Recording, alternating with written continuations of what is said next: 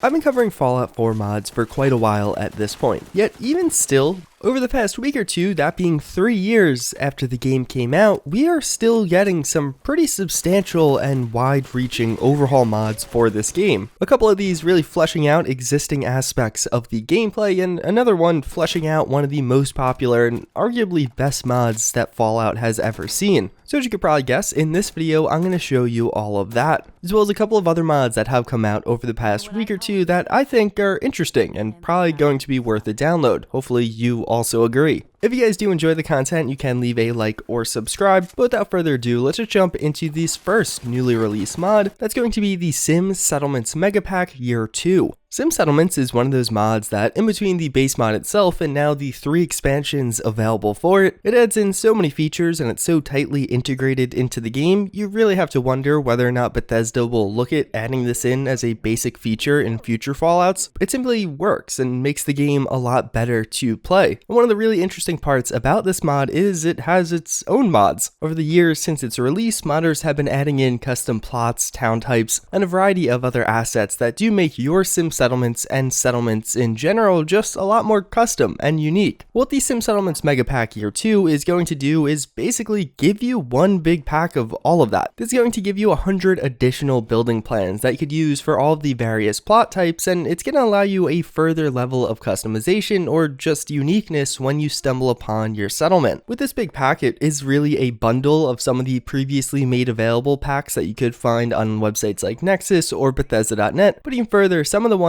added in with this are totally unique. You haven't seen them before. And really, one of the coolest parts about this to me is just the convenience factor. Many of us are already using Sim Settlements, and this is literally just one mod you could download, and it's going to give you a ton of additional customizability and really make things feel a bit more special and refreshing again. But at the same time, I know for some of you, the settlement system in this game isn't the main appeal to you. Even though Sim Settlements makes it a lot more accessible, you still prefer to stick to some of those existing towns and cities you do find. Well, I also have a mod for all of you, that with Goodneighbor Extended. What this mod is going to do is kind of what the title suggests, add in several additional little buildings, trading posts, or even other things into Goodneighbor. One of the really cool parts about this mod is it still maintains Goodneighbor's identity. I feel like some of the other mods trying to tackle a similar thing changed up the city so it felt different. This one just makes it so that town or city just feels a bit better. There's more going on, there's more to see, and there's more to do. Additional market stalls and shops do provide additional trading opportunities. And all in all, I feel like this is one of those mods that isn't too cumbersome. It really just fleshes out Goodneighbor, makes it seem a little bit more chaotic, but in a natural way, like something's actually going on there. The mod author also does mention how he is planning future updates to this to only expand things further, and even add in some additional interior locations, which I'm very interested in hearing more about. I think for a lot of people, one of the biggest missed opportunities with Fallout 4 was taking advantage of the ocean. If you actually look at Fallout 4's map, a good chunk of the right side of it is just sea. Yet you almost never interact with those areas because there's nothing to do out there. You stick to the coast, and although a quest or two may take you out further, for the most part there's not much going on. Well, Compact Sea Settlements is actually going to change that. This is a pretty cool mod that's actually going to add in several sea-based settlements, and these are unique in the sense that they're not coastal settlements, but oftentimes actually floating objects in the middle of the ocean. These are fully functional settlements, so again, you can build them out, build your own little base here, even put down some new sim settlement objects here. And for that reason, it actually makes it quite unique. There are a lot of mods changing or adding new settlements into Fallout 4, but very few of them have used this area of the map, an otherwise fairly barren and basic area that not many other mods take advantage of. Each of the settlements added in has its own unique look and feel, but of course all of them being water or sea themed. And overall, I would say this is another one that could really just kind of be a feature in future Fallouts. These settlements have a very familiar vibe compared to the base game ones, and for that reason it fits in pretty seamlessly. And although all of these mods are pretty cool, what's really the benefit if you can't play the game? So for that, we actually do have max performance all interiors. Naturally, this mod won't be for everyone, but in effect, what it's going to do is make several edits to some of the interior locations of Fallout 4,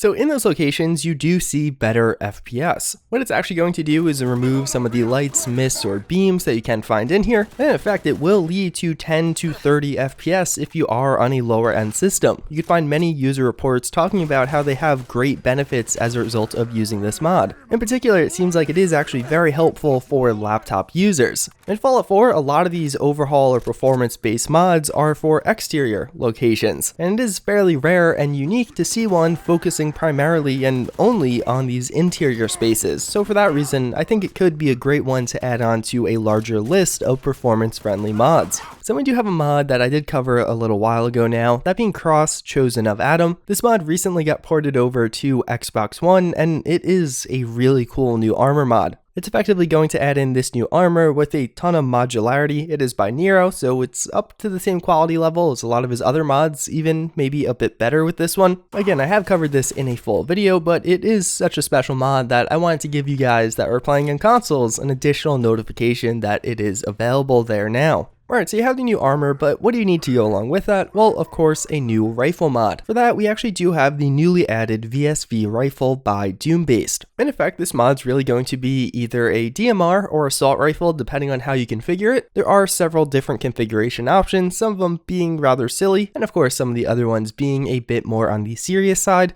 And you can certainly get this gun to look pretty cool. It also does feature all of the other basics like custom animations, sounds, and it feels like a very complete package. In execution, it actually has a very high recoil, which may not be for everyone, but I actually like. It gives you a lot of incentive to actually use the single fire version outside of just some of the damage benefits. At the end of the day, when you are firing a very high caliber round, this is the kind of stuff that should happen. But largely, this mod is going to be what you see. If you like the look and style of this rifle, maybe even the sounds to go along with it, it's probably for you. But I find so often when I'm actually covering some of these new weapon mods, which make up a big chunk of the kind of new content coming to Fallout 4, I don't have a good mod to go along with it of something to do, an action to take. But this time I do, that with a newly added mod known as the Death Tunnel. So in effect, what this is a massive tunnel with 1,000 ghouls in it. Your goal is either to survive as long as possible or just make it to the end of the tunnel and out the other side. So this might sound kind of stupid, but if you're on a higher level character and do have a good amount of equipment, this was actually pretty fun while I was playing with it. Maybe download a couple of new weapon mods, get some of the equipment and attachments for them, and go to town. Just see how far you could actually make it. If you're playing at some of the higher difficulty levels, this can be pretty difficult. It definitely isn't easy, and there are a lot of ghouls in here. Although fortunately, the tunnel is actually broken up into segments, so I didn't have any lag or performance issues. It could also be a result of using that other mod from earlier, but all in all, even though it might sound sillier, not so much fun at first, I definitely got a lot of enjoyment out of just messing around with this for a little while. So those are some of the recent mods to come out for Fallout 4, several of which are overhauling some of the base game systems, other ones that are actually improving existing mods, making your current experiences just even more enjoyable. It seems like looking ahead, Fallout 4 still will have a very healthy modding scene. We still have heard nothing about Fallout 76 modding, and although I don't actually think Fallout 76 modding would be a massive hit to Fallout 4 modding, I think in the short term it could be a notable change. I think a lot of people would give it a try, making mods in a multiplayer setting whenever we get that, if we do, and we still have been getting consistent updates on all of the major overhaul mods.